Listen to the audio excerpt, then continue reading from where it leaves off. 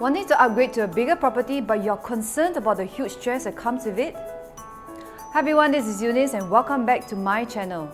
Today I'll be discussing one of the issues that my seller was facing that could potentially be one of the dilemmas that you're currently going through. So stay tuned with me. Recently, I have sold a resale EC in the West for a client. So the next step will be purchasing another house. Let's call her Jane. Jane has 3 kids and 2 helpers and has been comfortably living in her current EC with her husband for more than 5 years. She sought my advice on upgrading, and eventually, after doing some calculations, we told her to go ahead to sell her property. Our initial plan was to upgrade Jane to a private condo. After selling her resale house at $1.25 million in the market, she's able to purchase up to a $2 million property.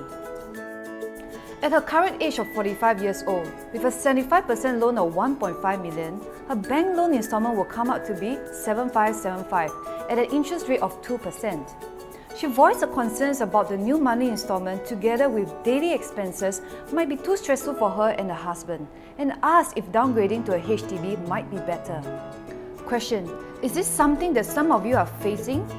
The fear of taking on a huge financial obligation and fearing that it will be too much of a burden for you. If Jane were to choose to go after the safer route of owning a HDB, what would the end result be? Number 1, she will hold on to a HDB forever. Number 2, after her children have gone on to purchase their own properties, both she and her husband will then downgrade to a smaller HDB. Point to note, HDB resale prices in today's current market are at all-time high, and with government interventions on HDB regulations and prices, there is a huge risk entering the resale HDB now. Jane's profits and savings from her sold EC would have gone to waste, as HDB prices tend to erode when the age of HDB gets older. Hence, we have advised her that since both her husband and herself are gainfully employed, she can view upgrading to a bigger property as forced savings. There are 2 important steps she has to take to make her upgrading less stressful. First, refinance of her bank loan and extending her loan tenure from 22 to 28 years to lower the monthly installment. By doing so, a $7,500 installment can potentially be lowered to a $5,008.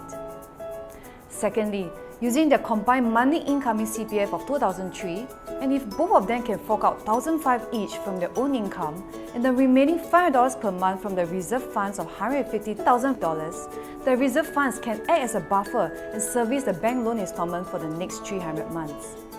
If you break down these 2 steps carefully for upgrading, it is not so stressful as when we first saw it. At the end of 25 years, if Jane has chosen to go ahead with her HDB plans, she'll be left with a HDB worth $700,000 or lower. On the other hand, if she has taken our advice to purchase a $2 million condo, even if it did not appreciate in prices, she will still have a house that is fully paid and save $1.3 million more in savings. It is not an easy feat to be able to save $1.3 million while holding on to a $700K HDB in the next 25 years. And this is something that a lot of my clients are doing by buying properties to push themselves to save more and making sure that they are growing their wealth in a safe manner. What I'm trying to bring across to Jane is that at the end of the day, with the right planning and courage to take the difficult step forward, actually upgrading is not such a scary process. If you do not know of all these methods to aid in your upgrading, you'll be faced with a lot of obstacles and fear that prevents you from upgrading. There are a lot of challenges that our owners face in the current property market. In our weekly videos, I'll be sharing with you more problems with more solutions for all of our viewers.